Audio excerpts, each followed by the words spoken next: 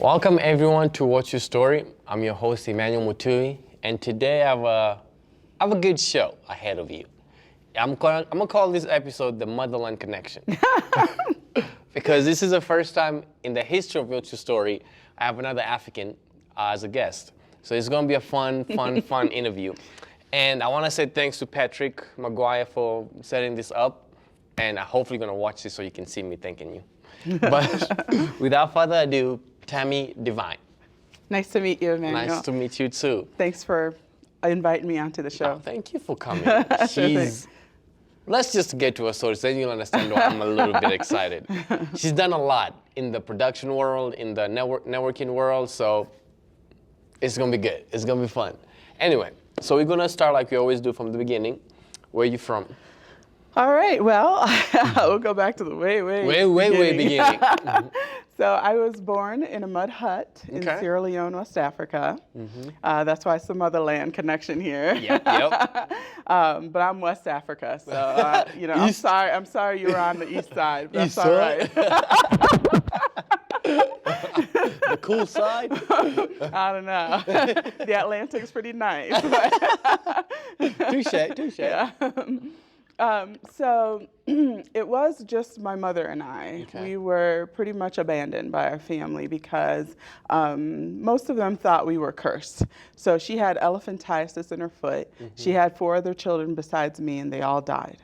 I was her only surviving child, and her husband abandoned her. So everyone was like, stay away from them. So it was just her and me, and she was amazing, and we had, I remember her very vividly. I remember her very well. And even with elephantiasis in her foot, it was like swollen, like beyond recognition. Her toes were like big chunks like this. I remember them. But even with elephantiasis in her foot, she would just walk with me everywhere. She was probably one of the hardest working people I've ever met in my life. And she would take me to where she would plant ground nuts. We call them peanuts. And she would harvest them. She would take me to the neighboring villages and things like that. She would walk with me every Sunday to the neighboring village, to one of the neighboring villages called Tambiama. So my village was called Maime. The neighboring village that she would walk with me every Sunday was called Tambiama. And white American missionaries went to church there in Tambiama, and they said that I was the only African child that would run toward the white missionaries to talk to them, while all the other African children were scared to death of them, would run away from them. But not me, I would run towards them. Bold. I guess. I always think God puts a fire in us. He puts this fire in us. So that's the only way I can really describe it. It's like you're a people person, right? So he made me a people person, and not a fearful person. So you said like your whole family abandoned you because they thought you were cursed. How did that impact you growing up? Well, I really just have vivid memories of my mother. Like, I don't have memories of really playing with any of the African children. I don't have any memories really of any of our relatives. I have some bad memories of our relatives. Like, our relatives treated us pretty badly.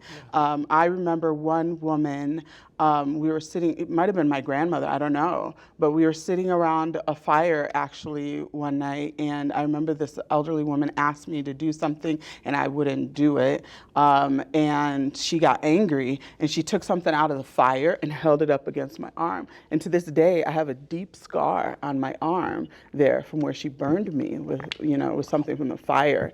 And so that's a really bad memory I have of being in the village. And in our village, Maima was tiny. It was really small.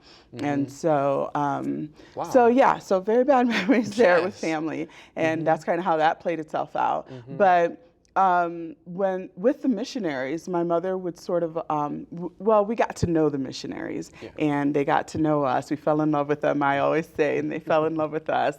And I would sit on their lap, like on the mom's lap in church, and she would hold me. And there's stories of me like I guess we needed money, and so when the offering plate would come around, I'd take money out of there and run it over to where my mom was sitting on the other side, and be like, "Hey," and she'd like, "Put that back."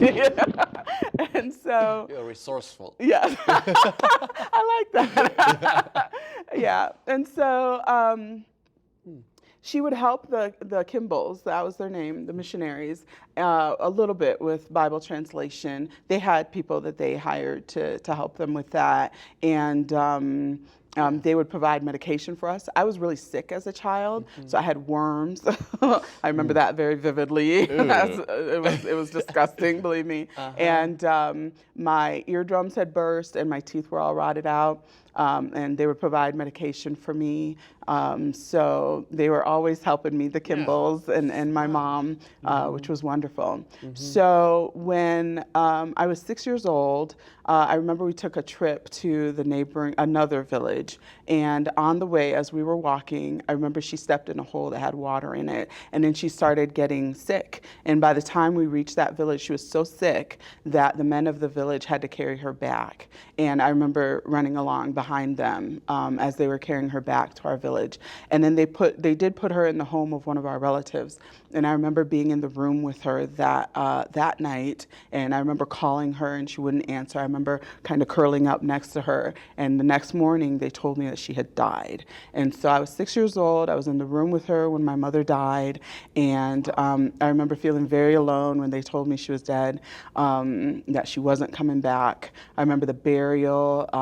It was rainy. It was muddy and wet.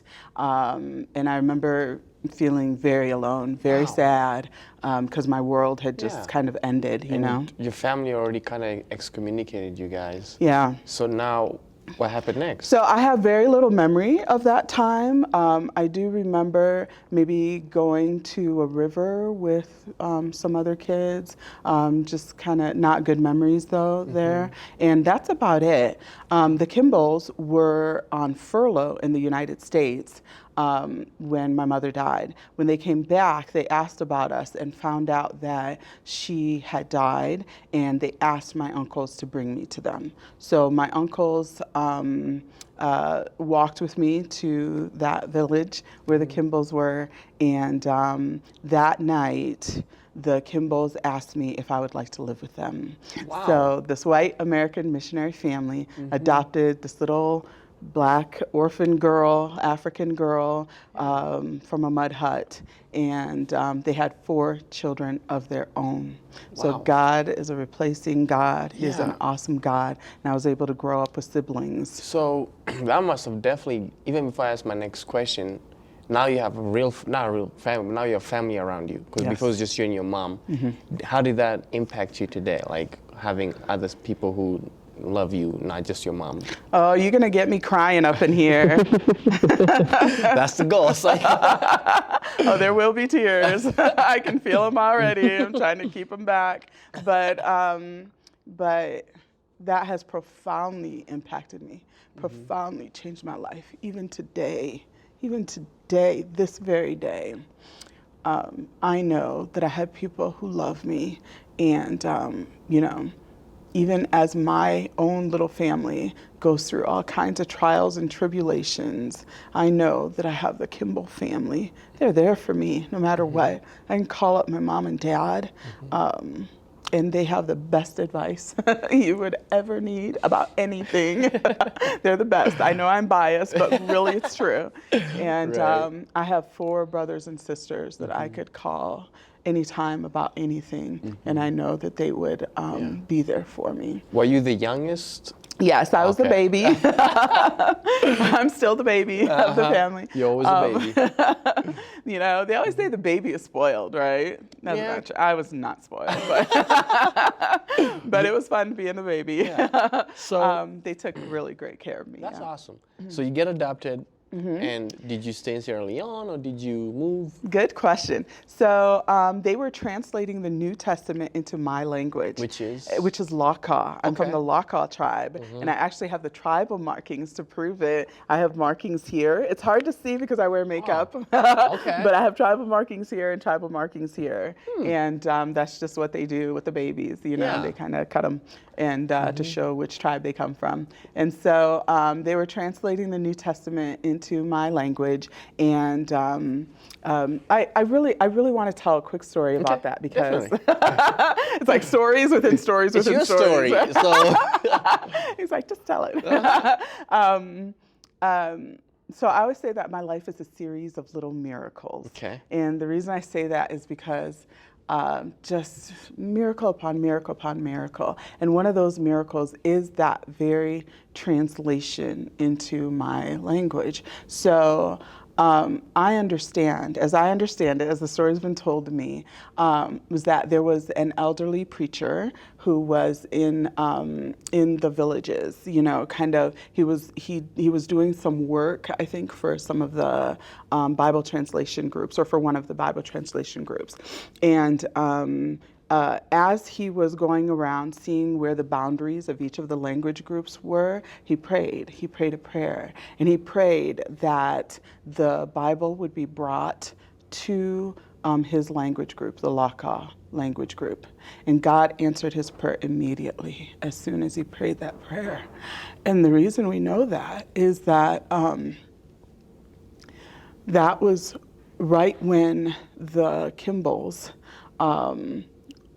woke up and realized that they were supposed to be missionaries. They were supposed to go to the mission field. But they wouldn't know that for a little while. But I guess they pieced it together and figured out that God had answered that man's prayer immediately. So they were in America. They were, oh gosh, I can't remember where they were, middle America somewhere, being a pastor and pastor's wife with 4 little kids. And I woke up, realized they were supposed to do that. They got rid of all their possessions. They packed up their 4 little kids, and they moved to, I think it was Texas, where they did linguistics training, kind of missionary training. Like, how do you translate the Word of God into a language that's not written, right? So you kind of have to figure out how to write this language. So they got training and all of that. And then they moved to Sierra Leone, West Africa, where they were a minority, right? Yeah. And they didn't know the languages, they didn't know the culture, they didn't know anything. But God stirred in their heart for them to get up and go and share the gospel with this group of people.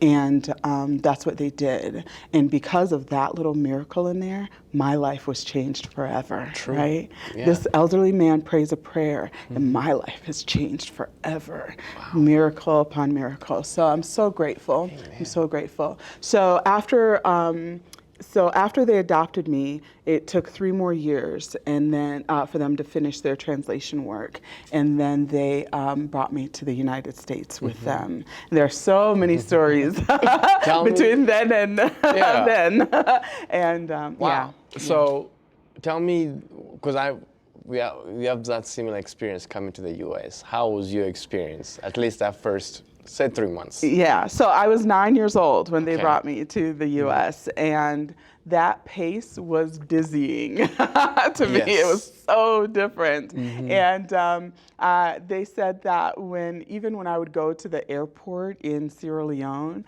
like just seeing all those planes and things, they could see me just kind of mentally shutting down because I couldn't comprehend, all the stuff going on around me. And so coming to the U.S., even at 9 years old, it was just, the pace was so fast. The cars, the highways, the food was there, Fast food. Snow. We moved to the Chicago area. Ooh. And and I love that face.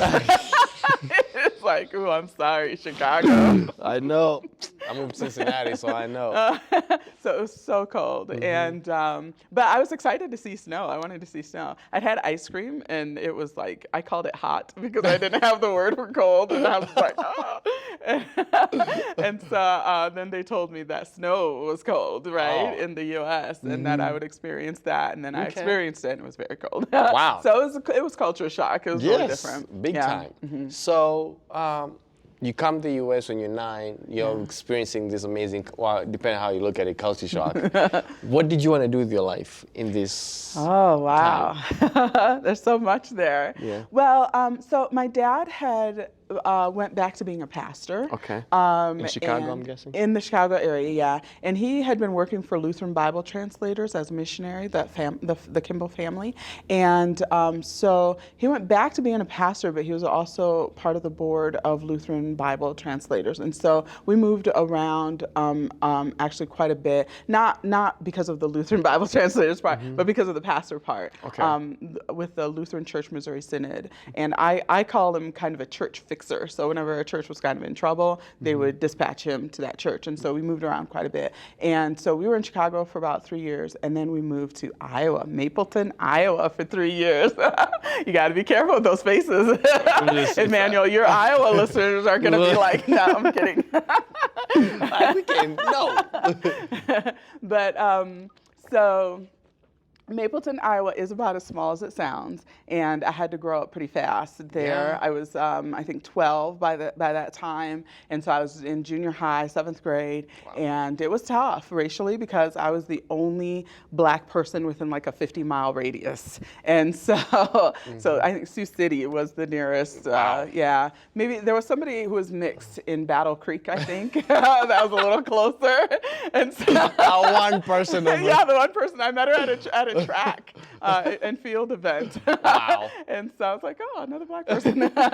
So, yeah, but it was a little hard at first because, you know, I would hear the N-word all around me on the bus going to junior high. And, you know, for them, like, they didn't really have interactions a lot with black people. So I was kind of a novelty for them. And some people, you know, were nice and some people were not.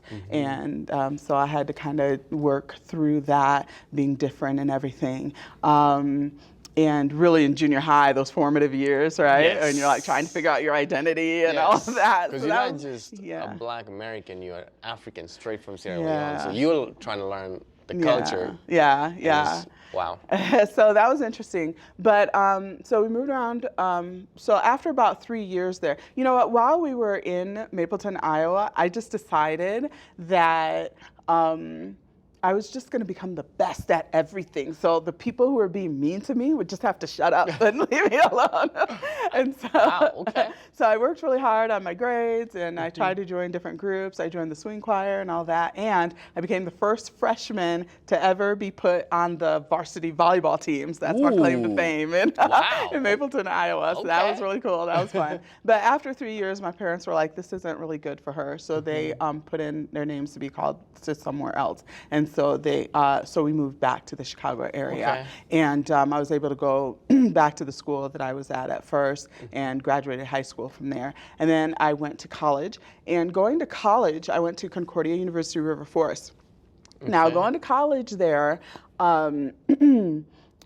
was very interesting. I thought I was going to be a secondary ed music teacher because I love to sing and I play the piano and all of that. But God had other plans for me. Yes. And I ended up watching the news one night and realizing that that was what I wanted to do. I wanted to go into news. So before you go there, you said you played keys and you sang. What started that passion for music? Were you... Oh, that's a great question. So while we were in Africa, another missionary came to our village, Tambiama, and her name was Susan Goddess. She became my godmother, and she played all kinds of musical instruments. She played the piano and gave me piano lessons. So since 8 years old, basically, I was playing the piano and loved to sing. My parents gave me singing lessons and all of that stateside. And so I thought I would go into music. I thought I would teach music, you know. But that wasn't going to happen because it's funny how they do it at Concordia is I think that even that first year, your freshman year, you're given like field experience. And so I went out with my group to the school and was in a classroom, and I was just like having nightmares of being like trapped in a classroom with 40 kids I couldn't control. And I was like, I do not have this gift. This is not my gift. And so, Yeah. and I think it's good for you to know that. Yes. I'm very self-aware. Yes. And so I'm like, so what am I going to do? And just started talking with different people about it. When I was watching the news that one night, I was like, I want to do that. But the problem was they didn't have a broadcast journalism program at the school. So I'm like, do I transfer? I don't really want to transfer. I like it here, you know. And so a couple of professors had connections to TV stations in downtown Chicago, to the CBS and the Fox affiliates there. And so I was able to get internships there through those professors. So did you change your major, or did you? I changed my major to communications. Okay, yeah. and just did broadcasting. And just decided to get the experience, you know? Yeah. So you finished college with the communications degree and interning at this different station. I'm guessing that was huge for your experience. It was huge. It was amazing. Talk about the pace. Wow. Those News newsrooms. World. Yeah. That was the number 3rd largest television news market in the world, I guess. So, yeah. That's huge. Yeah, it's huge. Because the news now at that point was 24 hours, so you have to be on the... Well, the news, I think... I think it was just starting to cable TV news to be 24 hours. So, but the pace is still really fast. They have a ton of shows, you know, regardless. And so, you know, I'm sitting there at the assignment desk, like freaking out, like, oh, don't let me make a mistake, you know. So I'm picking up the phone, taking news tips and things like that. But after a while, you get used to it, and they were really nice to me, and I would get to go and do interviews sometimes with people. So that was fun. So after graduating with this communications degree, I'm like, Lord, I need a job. Yeah.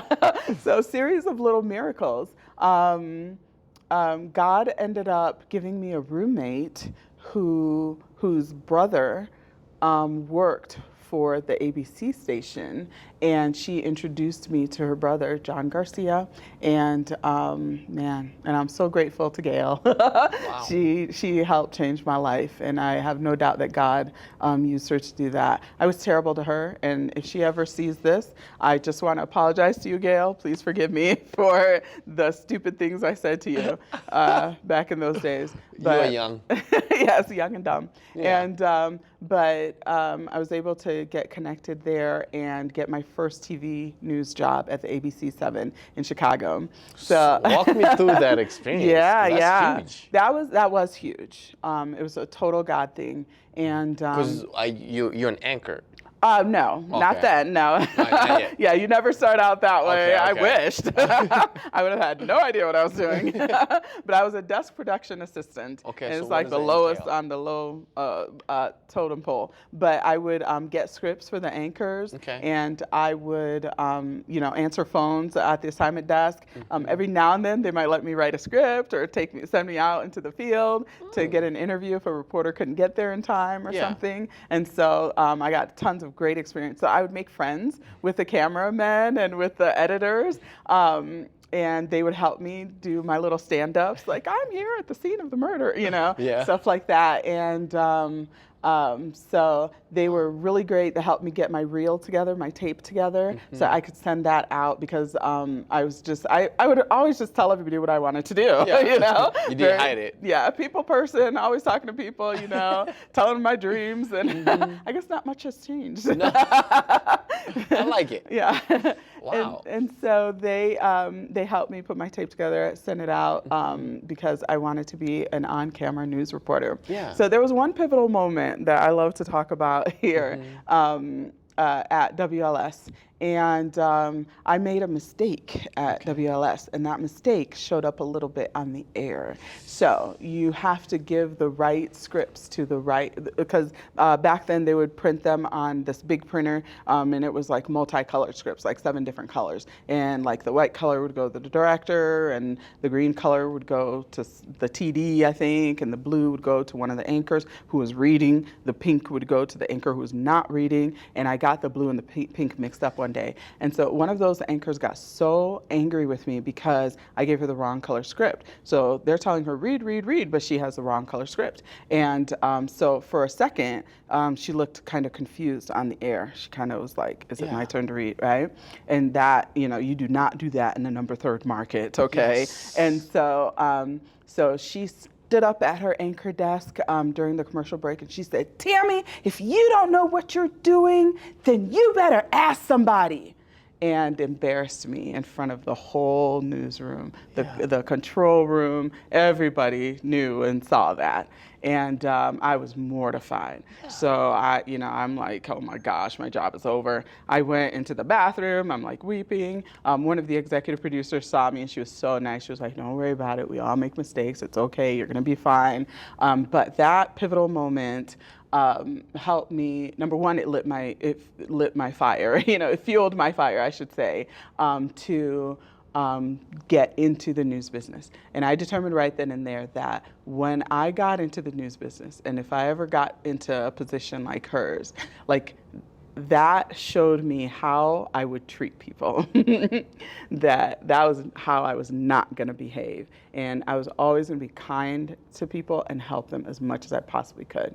And hopefully, I think that's how that turned out. Wow. Yeah. So then I went to WYMT, We're Your Mountain Television. That was my first reporting job, and I had to do everything. I had to drag the gear around all by myself and go out and shoot, and I would shoot my own stand-ups out in the field, And it was like really hard. I had to edit for myself, I had to shoot for myself, I had to write my own stories and then go live with it, and it was so hard. How small is this? It was a small market. Okay. It was in the foothills of the Appalachian Mountains, in eastern Kentucky. So this was a sister station to the CBS in Lexington, Kentucky. Okay. And but as I would be like mumbling under my breath, like, oh, this is so hard. What am I doing here? God, what am I?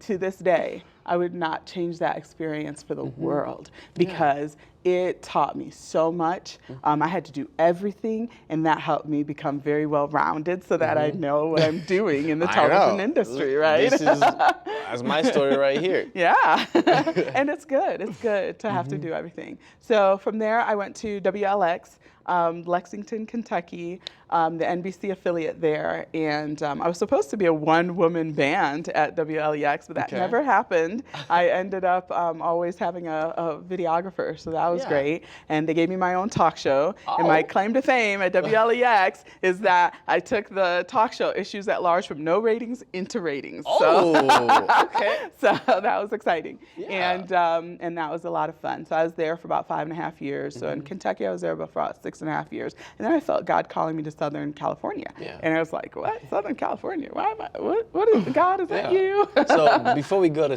South Cal, when do you meet your husband? Is it pre-South Cal? No, it's post-South Cal. Okay. So, series of little miracles. God tells me to go to Southern California. I just don't believe it. And my family's like, that's den of iniquity. Like, why are you wanting to go to Southern California, right? Yeah. I'm like, I don't know. I'm like, maybe I can be a light there, And so finally I realized it was God. Series of little miracles again. A friend of mine heard me sing and said, I want to be your manager. And I was like, oh, okay. So she got me some gigs singing around Lexington. And I also had like an acting gig I did on the side where I would kind of train people how to do acting. And so she had a friend who was in Southern California. His name was Ronnie Phillips. He was a gangsta rap producer. And he was famous for getting the Bloods and the Crips together into the studio, and with an album called Bangin' on Wax. And so Ronnie Phillips heard me sing, and he flew out to Lexington to hear me in person and to meet with me and that kind of thing, and with my manager. And he was like, okay, you've got a soulful voice. I like it. I want you to write a lot of songs and get ready to move to Southern California. And that was like confirmation. Like, God wants me to go to Southern California. All right, I get it, God. I'm not going to Jonah it anymore. I will go. And so, I had flown to SoCal and did a demo of one of the songs with Ronnie, Okay. and came out really great. And flew back and he was like, keep writing. So I wrote a bunch of songs. And LEX, my contract was almost done with LEX, and they let me out of the contract. And so I had planned to pack up my bags and go, but before that, Ronnie called and was like, "Hey, Tami, the Iraq War has just started. The funding for the contract we're working on is gone, so don't come out here." And I was like, "Ronnie, I know I'm supposed to be in Southern California. I'm gonna come out anyway. I won't bug you. I know what you're telling me, but I know I'm supposed to be there." So I packed up my little car and I drove out to Southern California, by myself, and stayed in kind of a roach-infested back house in Beverly Hills with a friend. And after a week there, I was like, God, I can't handle this anymore. So he helped me find a place with a lady named Bonnie and her dog Murphy. And I knew I was supposed to live with Bonnie, who was like 70 years old. I knew I was supposed to live with her because growing up, I had a dog named Mrs. Murphy. And Bonnie's dog was named Murphy. Confirmations. Confirmations. And so I stayed with Bonnie. God always provided. God always took care of me. And I would do temp jobs because I needed to survive, right? Yeah. And but I still wanted to perform, and so I would join these plays. And the plays were so much fun. They were just awesome. Bet. Yeah. And be like in little 99-seat theaters, real tiny, but it was just awesome. I reconnected with Ronnie, and Ronnie was like, "Hey, guess what? The funding is back, and I want to work on your contract. So let's get together." I'm like, "Okay, cool." I was like, "I'm in a play. So Ronnie, why don't you come to my play? And then we'll have lunch, and then we'll talk contract." And he said, okay. 2 days before that was supposed to happen, Ronnie died suddenly of a heart attack. And so I was sitting there at his funeral going, "Okay, God, I don't understand. I thought you wanted me to come here to get into music, and now my music connection is gone. What's happening, And it was because, I don't know why Ronnie died, but I know from there I ended up getting into television because one of my temp jobs took me to Pasadena, where I was working as a temp at a homeless services agency. I was only supposed to be there for a week, and I ended up there for 2.5 years. And in less than 2 years there, they asked me to become one of the 5 senior managers of this huge nonprofit. And so God really worked that out. I became the director of volunteers there. But because of that temp job, I ran into someone who's series of little miracles. Oh my gosh, I could talk forever. I'm sorry. No, you're good. This is perfect. Makes my job easy. I'm like, I better stop though. No. Maybe you want to talk. No, I'll get in there if I need to. Okay. So, series of little miracles again. I take a production class because this woman I ran into. So I ran into this woman at the homeless shelter, and she was like, "Come and volunteer on my show with your TV background." I was like, "Okay, cool." And so she was like, "But first you have to take a TV production class." So I took the production class, and the person who was teaching was not supposed to be teaching. The person who normally taught that class was in England proposing to his girlfriend. So there was a substitute, and the substitute was hilarious. He was making all kinds of TV jokes, and I understood the TV jokes because I was in TV, but all the other people in the class didn't know anything about TV. So I'd be laughing hysterically at his TV jokes, and they would be looking at me like I was crazy. But we became friends. And I created a show called On Camera with Tammy Kimball at the time, and he directed it, and we became friends. And one day he said, "I always wanted to do a TV newscast for the Pasadena area. and I was like, well, I have a local TV news background, so let's do it. So we created Crown City Network. We started it out as Crown City News at the time. And then as we were working on Crown City News, he had a girlfriend, I had a boyfriend. I had broken up with my boyfriend. He broke up with his girlfriend. And as we were working on Crown City News together, one day it was like the heavens opened up and it was like, oh, we're supposed to be together. We fell in love.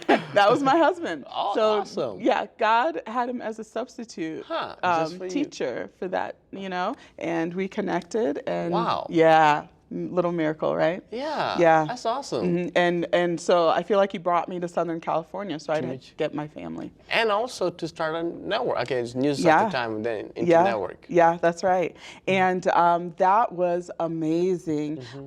We did not intend for it to be this training ground, but it ended up being this amazing training ground. So people would just find us. And also the TV stations downtown, LA, knew about us, they heard about us, and they would send their interns to us after the interns were done, because the interns would be like, okay, now what do I do with all this internship? But I don't have any hands-on experience. They'd be like, go to Crown City News. They will give you hands-on experience that you need. So what did you do with Crown City, mainly? Yeah.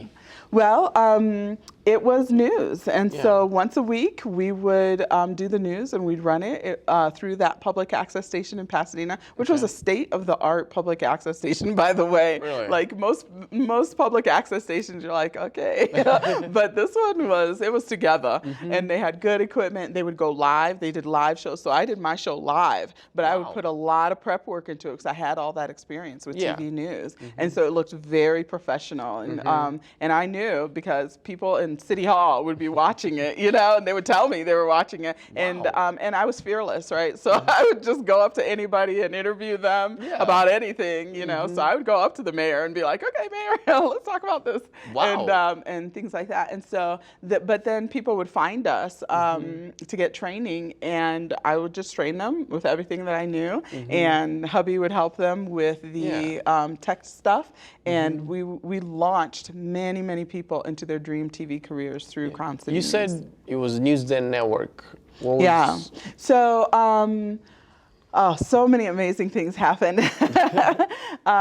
One of the things that happened was that because of the news training that we were doing, I was asked to move to Mongolia. So me and hubby, and we had Bo at the time, he was 5, moved to Mongolia, and we did training there where I would train the news staff. I really restructured the news division of the largest commercial broadcast TV station in Mongolia. And hubby was doing engineering, and he would train the Mongolians how to maintain the equipment. And so we lived there, and it was just an amazing experience. It was one of the hardest things we ever did, but it was also amazingly fulfilling and rewarding. And when we came back from Mongolia, I was asked to create a morning show for the TV station. And so I did, CCN Sunrise, Crown City News Sunrise, CCN Sunrise. And it was amazing. And we did so many episodes, built a set, this huge set. And it was just amazing. It was all God. We had no money. We had, no real seed money. Somebody had invested a little bit in us, but that went so fast, but we did a lot with very little. And after a while, though, that relationship went away, and we ended up creating our own studio on the campus of a trade school just outside of the Pasadena area, so in West Covina.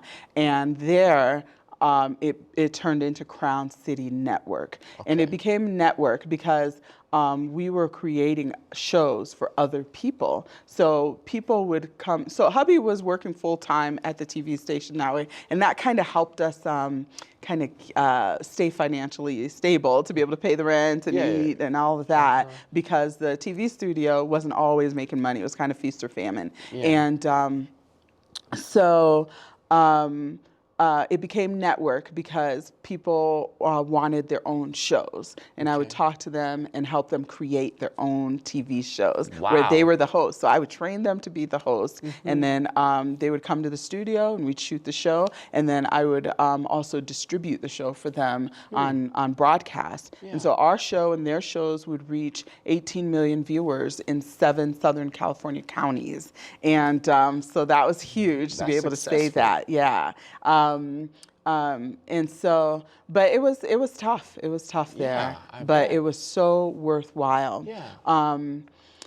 One of the reasons it was tough was because I was always networking, just trying to meet people and get money and blow up the network into something bigger, right? To help even more people. And I got a lot of no's, lots of rejections.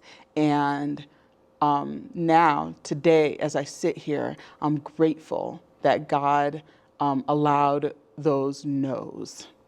Because I believe that some of those relationships would have turned out to be very, very, very bad for me and my family if they would have been yeses. So God wanted something else for me, a different path for me and my family. And so he brought us to Colorado Springs. So what happened to the Crown Network? Did you sell it? Did you? So Crown City News and Crown City Network News. has been, Crown City Network. We had the show, we kept all the shows, Crown City News, CCN Sunrise, created other shows. It's been sunsetted. Okay. Yeah. So I feel like God has a new adventure for us, but I believe it is still in this network arena. I feel like God brought us here for me to work at this ministry, and I feel like at this ministry I've been able to just have amazing training.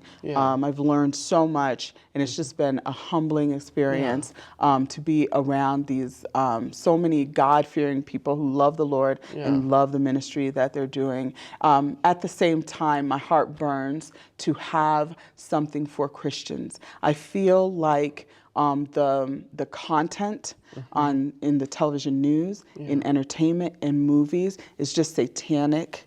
It's demonic. It's hurting people, and it's definitely hurting our children. And I can see that even in my own household. And I'm like, people, we should not be watching this. It is damaging us, and it's damaging our souls. And I feel like we can do so much better. So we need to have outlets where we as Christians can receive entertainment, can receive nourishment and information and help when there are problems. And so God has burned so many shows into my brain, and I've shot a lot of those things. I have scripts for some of them. I've shot pilots for some of those shows and all of that. But I think one of the things that we fail at as Christians is working together to do projects like this. I think that there are Christians who feel like, oh, that's frivolous and trivial and it's media and we don't need to necessarily invest in that.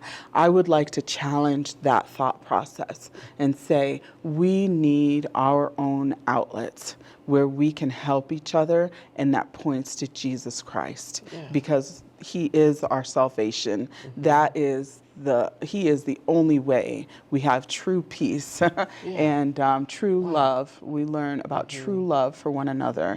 And instead of poisoning our brains with the demonic stuff that's being kind of force-fed us in the news and entertainment worlds. And we need to change it. That's awesome. So what is the timeline from when you sunsetted Crown Network? Crown City Network. Crown City Network to come in here. So it was 2019. So to now. So 2019. Before then, I would pray. I'd be like, God, this is hard. we're feast or famine. And some days we've got a great project and we've got money and we can pay some of our bills finally and get caught up and things like that. And other times it was just such a hard financial struggle. Yeah. And there would be times where we would pay the rent, we paid the lights. There were times that the lights went out. And that was so hard. And it was tough on our marriage. It was tough on the family. And it was just, there were times that we literally had to decide after paying our rent and paying for the lights, like, do we get medication for our little 7-year-old who has severe eczema and food allergies? The second son, the first one also had severe food allergies and eczema, but he was growing out of it. But our second son, Benjamin, oh my goodness, he got it so bad and he had to be hospitalized. So we, and some of the medication, like when you added it all together, it'd be like $2,000 or some crazy number, So it's like we had to decide, do we get do we get food or do we get this little bit of medication for Benjamin, right? Wow. But God always provided for us. He is such a good God. Mm-hmm. He always took care of us, Yeah.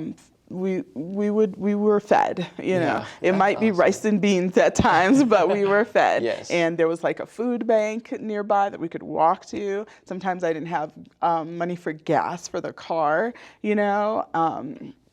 and that kind of thing. So things got really hard financially in 2019. And before that, I'd be like, God, what should I be doing? What should my family be doing? And God would be like, hang in there. I still want you doing Crown City Network. I'd be like, okay, I'll be obedient when we stayed. But he put it on my heart to really start job searching. And that's what I did. And it was like, hold, go. And so I was able to find a job opening at a big ministry here in Colorado Springs, and it moved. I knew it was of God because, again, series of little miracles. Yeah. It moved so fast. Mm-hmm. On my birthday, I got the call that they wanted to hire me. Wow. And it was in media, and so that was really great. And so it happened very quickly in 2019. Awesome. Now I make videos, which is really great, which is really fun. And just God is really good. So 2019 to 2022. Okay. So now with this big vision of having your version of Pure Flix, because I don't know how to explain it, where are you in that stage are you just still in the dreaming and planning stage? I'm in the dreaming and planning stage still, but it goes beyond dreaming because I have the background, the experience to back it up. I believe that whatever you're doing, God is training you for whatever he wants you to do.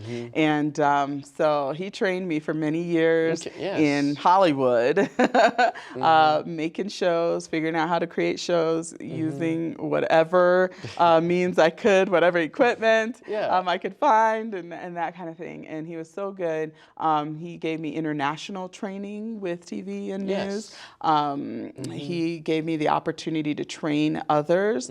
So even now, I train people, but on a much larger scale than I did before. I consult for TV stations, and they hire me to train their on-camera TV news staff. Wow. And one of the, I won't name who it is, but a really big TV network that's affiliated with a really big newspaper outlet that a lot of our conservatives and Christians really flock to, has hired me, and I've been working with them for a little while as a consultant to train all of their on-camera talent. And so, especially the new incoming talent. So I'm one of the trainers. I won't say I'm the only one who trains trainer. them. I'm not the trainer, but they do hire me. And even this morning, I had a virtual training with one of their people. So God is really good. So there's a lot of experience and knowledge that God has allowed me to receive in the media industry. He's helped me create shows. So I know how to do that. Yeah. I know how to get talent together like that to be able to put a show together. I can do it in my sleep, basically. And somebody once said, Tami, your superpower is getting people together. And I'm like, to God be the glory. That is from God. You know, he has always, from this little girl in a mud hut, right? Yeah. Who had the fire in me to be able to go and talk to these scary white people to even today, where I can go and talk to anybody and just kind of share the vision that God has given me, and they get it and they understand. And so I think it's no one should think of it as kind of a pie in the sky thing. It can happen because there is solid experience behind it. But I just want Christians to wake up and be like, is dangerous. Is dangerous. Yeah. And we need a different version of that that is clean, but still has that high broadcast quality with the acting, with the news delivery, with the equipment, and all of that. Yeah, that's what we need. True. So maybe we'll sell you our movie that we're working on. Hey, let's talk. Right, let's talk. But I'll have my people call your people. Definitely. Thank you, though, Tami. This has been, Emmanuel. I don't even know how long this was. That story is so captivating. And I'm sorry I talked the whole time. It's your story. I'm just facilitating your story. Thank you. Yeah, so thank you for coming and honestly just giving us your time, because as we've heard, you're a very busy woman. So just appreciate you. It's worthwhile. Thank you. So remember, everybody, we all have a story. What's your story? Goodbye.